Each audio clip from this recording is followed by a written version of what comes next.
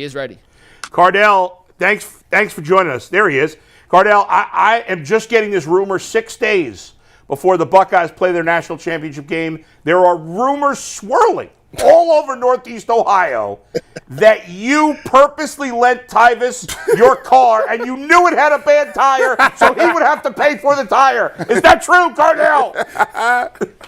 Listen, man, first and foremost, guys, thanks for having me. Always a pleasure having an opportunity to jump on with you guys. But as you guys know, you guys are getting to have an opportunity to learn and really grow with Tyvis. You can't believe nothing he says. That's outside of sports. Now the guy knows sports, and not just football, basketball, baseball, lacrosse, women's hockey. The guy knows that. But outside of that, guys, just take it with a grain of salt, man. This guy is. I can't believe you sitting there saying that. Like you worse than me. Listen, Tyvis calls me. I'm on the other side of the country. Yeah. And he says, Cardale, we got a problem. And what's up? And he say, I got a flat sitting there charging your car. I said, well, first and foremost, we ain't got no problem. You got a problem. but I didn't want him to be late for work and everything he had to do. Thank God I got clearly family and friends, other friends in Cleveland that I said, Tyvis, just leave a car there, leave a key in the car, go to work. I said, we'll handle it. So Tyvis is salty right now. The sick thing is the Tesla still is out of commission right now. That's the worst part. Still? My tires hasn't came in yet. I don't know what's going on, man. They taking forever to get in. All right, Cardale, when you look at this game, what's the biggest storyline in this Notre Dame and Ohio State game? What's the thing that you follow and what sticks out the most to you? I think one thing that sticks out the most on both sides of the ball is the way that both teams play defense with their front seven. Notre Dame has been a really good defense all year. They haven't had the chance to play an explosive offense like Ohio State yet, but we saw what they did to Penn State. We saw how they control Kaytron Allen and those guys in Singleton. To a certain extent, I know Singleton went for, I think, over 100 yards, but they limited the big plays as much as they can. Notre Dame is just a team that continued to chip away. And I've been saying it all year that they have been one of the most improved teams each and every week. You saw them get better at something. At one point in time in the season, Notre Dame didn't have a passing touchdown. And I was convinced that they were a glorified Navy or Army because they couldn't push the ball vertically down the field. And then as you see the season progress, these guys just got, Wright Leonard just got a lot better. And these receivers just started to kind of come on and come into their own, sort of say. And then on the flip side, Ohio State, this defense is ridiculous. I think it's one of the best defenses that we've seen in recent years for these guys, and that's led by a lot of veteran leadership, so you would expect that. But the numbers they're putting up on the defense side of the ball is some of the best in the country, if not the best. And both these teams love to really push it a little bit with their offense, but really, to my opinion, like to rely on their defense to kind of limit you possessions and limit those explosive plays. You know, Cardale, I was looking at it, and then I went back and watched. I was looking at Will Howard. And one of the plays that stood out to me was, you know, they needed to get a first down. And me and my dad was sitting there, and I'm like, oh, listen, it'd be a great time to pull out the quarterback run right here. They ran it. He got the ball. That was a really major part of Chip Kelly's evolution. And Will Howard ran the ball a lot in Kansas State.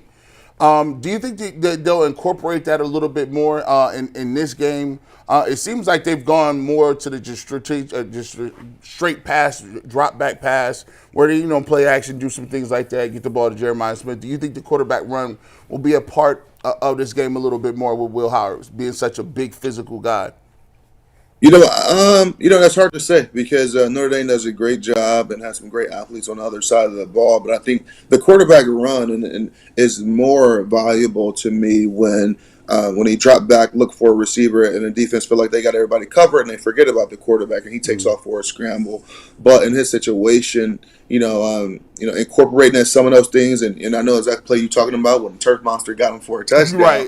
And I saw that it was man coverage, and I'm like QB power. So I'm putting on my coaching hat as well in certain situations, and little do you know, QB power guards come pulling around, kick and pull, and it was a huge play, could have been a touchdown. So sometimes we forget about his running ability, and that's how actually I was introduced to Will Howard last year, watching Kansas State versus Texas, watching him go for I think close to 90 rushing yards on some design quarterback runs. But I'm happy for Will. I'm happy for this offense. He's had an opportunity to drop back and push the ball down the field. I think more this year than any other time in his career at Kansas State. Cardale, G mentioned throwing it to Jeremiah Smith. He only had one catch last week for 3 yards. Texas did a great job as a group defending him. Obviously, the Buckeyes still win, but Texas played better against them defensively, certainly than Oregon and Tennessee did. Is there something, do you think Notre Dame will try to do the same thing that Texas did?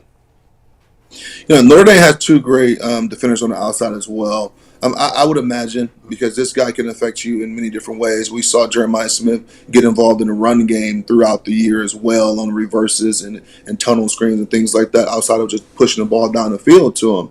But, but you look at, he was limited versus Texas, but he still caused and drew a lot of eyes on him every play, which opened up things for other guys like Emeka and Cardale Tate, who both went for over 6 receptions, almost 100 yards. And I think G. Scott, the tight end, had his most receptions in a game as well. So he can affect the game without even having the ball in his hands. And, the tough part about any team facing Ohio State, it's hard to try to lock in and try to lock down one guy when they have so many unbelievable playmakers from the skill position. Cardale, is it true that you suggested that J.J. pull a Jamar Chase and sit out his junior year? I wouldn't say I suggested it, but if that was my kid, that's what he would be doing. I think he is more than good enough to play 2 years and sit out that third year. At this point of his career, I think Ohio State is clearly the favorite and to win unbiasedly, to win a national championship. So he had that under his belt. Let's say next year he goes out and they beat the team up north. They win a Big Ten championship game. He is going to be the front runner for the Biletnikoff, and they win another national title. What else could he do in his third year? Everything I just mentioned is realistic for this guy and his team to attain here following this 2024 season, going into 2025. So at that point, it's like, what else does he have to prove? We already know he is one of the best players in the country. And looking at some of the draft analysts and listening to these guys, if he was able to leave right now as an 18, 19-year-old kid, he would most likely be a top 2 pick. Not a number 1 receiver, clearly, but he'd be a top 2 pick. It's funny that you say all that, and I agree with a lot of what you say. Why did you decide to come back after your 3 games? Because you should have took your own advice. You should have. I appreciate you because I needed your half of the rent. But some people said that you could have been the third. You could have been Jameis, Marcus, and you. But, okay, so 3 games versus putting together 2 full seasons of dominant performance and having a larger sample size and having more experience on your belt is completely separate from catching lightning in a bottle and, being pushed in the right place at the right time. This guy is proven. I mean, I remember the first 4 or 5 games of the season when Ohio State playing against quote-unquote lesser opponents, and I'm just like, everybody, he ready for NFL now? And I'm just like, I don't know. I want to see it a little longer. And he continued to do it. And I'm just like, he may be ready. So I still don't think he's ready after this year, because at the end of the day, you're playing against grown men and the best of the best in the world when you talk about the national football level. But another year under his belt, unfortunately, he got to have another 2 years under his belt. He's going to be one that not just ready for the NFL, but I continue to say this, he's going to go down as one of the best college football players ever. If you look at, I guess the only thing that people from the outside looking in perspective will say was like, I don't know what Jeremiah getting the NIL, but if he come back, if he's that accomplished after his freshman and sophomore year, his junior year, that bag got to be crazy. Like he might make $4 or $5 million just playing his junior year. Now, here's the thing: if you was making that type of money on the NIL game back then, you might have been like, "Yeah, I'm gonna stay here as well." Like, he did. Like that's pull Carson back. Yeah. I pull Carson back. I pulled Carson back, and this is no knock on Carson back, but stories that first came out that he declared for the NFL draft, I would imagine he didn't like his draft grade, and he said, "Well, why would I have a? Let's just say hypothetically, I have no clue about the situation, but I would imagine for him to say no, I'm gonna go back to school. His draft grade couldn't have been in the first 3 rounds. I would imagine, right? Especially coming off an injury that is going to limit him. His quote unquote potential rookie year would have been 2025. Why do that when I can go back to school and make $4 or $5 million in 1 year? You know, one thing people don't understand about NFL rookie contracts, you don't get the money in your contract base as far as salary parts. Year to year, it's the big dollar amount comes from the signing bonus.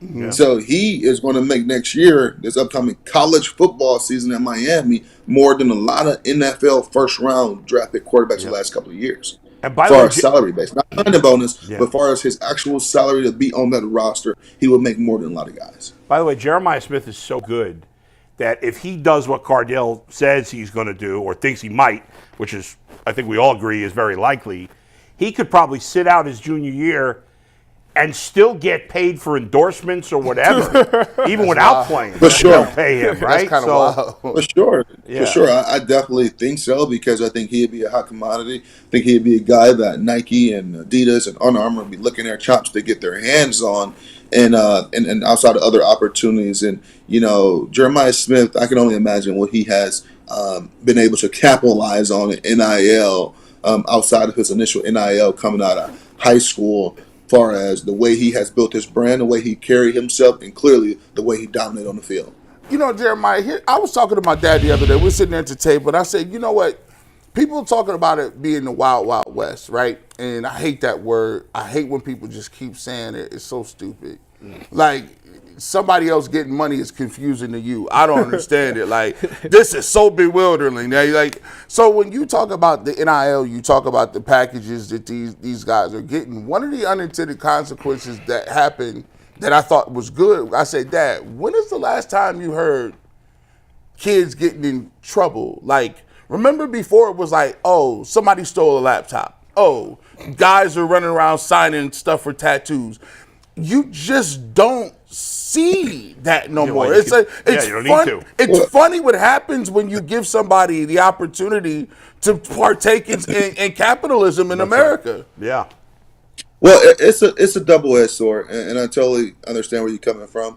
I'm going to use the word that you hate because it is the wild, wild west. And the simple fact is not a lot of the regulations need to be tightened up a little bit more for the simple fact of it's a lot of people out there looking to sink their teeth in these kids and these companies and these kids getting involved in not so great deals, but all they're seeing is the dollar sign. So it's the wild, wild west on that side of things, and having so many outside influences influence a kid's decision to go to one university or another, or to jump in the transfer portal or tampering. So it's the wild, wild west in that aspect.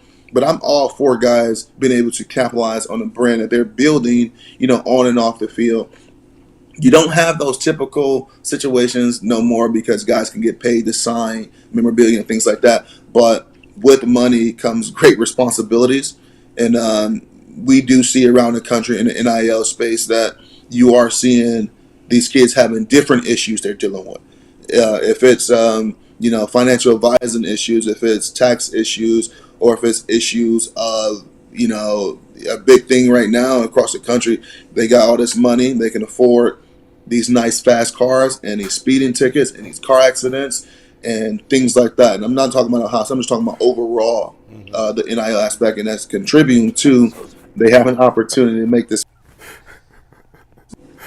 Did you hang up on Cardale? No, he got a text. He's back. Oh, okay. I'm back. I'm sorry. Yeah, I ignored it. I had a phone call coming in. I do not owe him no Tesla. Yeah, real quick, Cardale. I'm curious. As the only show, we are the only show in Cleveland that has a member of the show who's on each of the only championship teams this century in Ohio State. In fact, is there a show in Columbus that has? Obviously you were on the last national championship team. Dustin was on the previous national championship team. Show? Is there any show that has both? Both represented regularly with the guys? only person I know is Bobby. Bobby does radio. Was Bobby on the O2 team?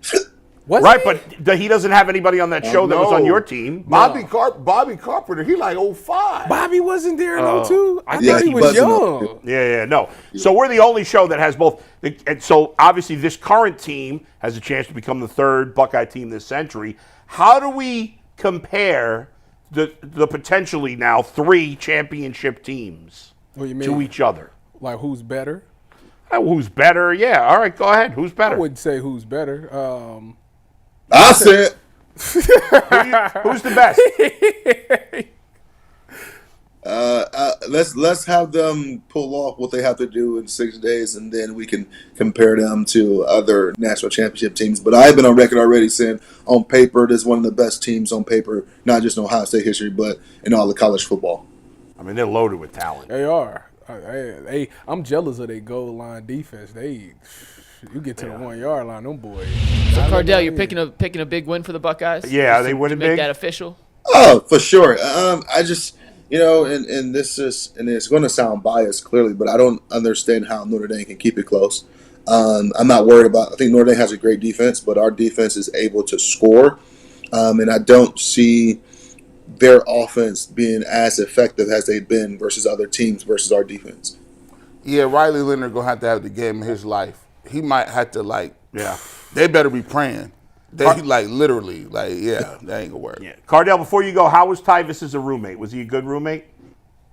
That's a great roommate. I'm about to Yeah, say, that's one thing I can tell. I'm just asking him. He was a great roommate, man. I remember we was roommates in the dorms before we moved off campus together, and we had 2 other teammates that was roommates, and we made sure secretly, when we move off, we ain't taking them with us. We're looking for a 2-bedroom, to say the least. Y'all was in them towers? No, we No, we wasn't in We was towers. in We was in the Neil. Yeah, we in was the in the Neil and Worthington, Worthington. yeah, But yeah, when me and athlete Tyvis found the place, and a great place off campus, it was fairly new at the time. And, one room was a little bit bigger than another. So I said, how we solve this, we could go play one-on-one basketball for it. I won the first game. Oh, my I won the first game. Well, you lost. We had a So this what happened. We had a series, best of 3. Yeah. I destroyed them. He was good. I destroyed He was didn't all miss. bad. He didn't miss. Was anybody calling fouls, or was it a no blood, no foul we situation? don't do that. Yeah, no, we no don't do that. foul. Yeah, I know we ain't trying to hurt each other, but give us a good foul. You wrap them up. It's a foul. Yeah. Tyvis No was blood, on no the foul. couch. Yeah, that was I it. wasn't on the couch. I was in a little hut, though. That's right. It went down in there. It was still the dungeon. Anyways, Thanks, Cardale. Cardale. If y'all want to see Cardale, he will be at Great Northern Mall on Saturday from 12 to 2. It's an autograph signing. Nice. Him, myself, Braxton to be there 12 to 2. The 2002 team will be there 2 to 4. They got Craig Krenzel, Matt Wilhelm, Dustin to be there, C. Grant, Bobby Carpenter. So I know if you about want to this. get an autograph from, or just come hang out and come say what's up, we'll be at Great Northern Mall this Saturday, 12 to 2 or 2 to 4. And if Where are you going to be? This is at Primetime Sports and Framing. Primetime Sports and Framing. All right, that's a great It'll be a crew good that's going time. to be out there. Hey man, and I'm crashing the party. I'm gonna be by the Foot Locker buying shoes. and if you want these OU Bobcats 1 in 10 season autographs from G. Bush, pull up. Thanks, Cardale. We Thanks, appreciate Cardale. it, man. Appreciate it, guys. Thanks for having me. Have a good one.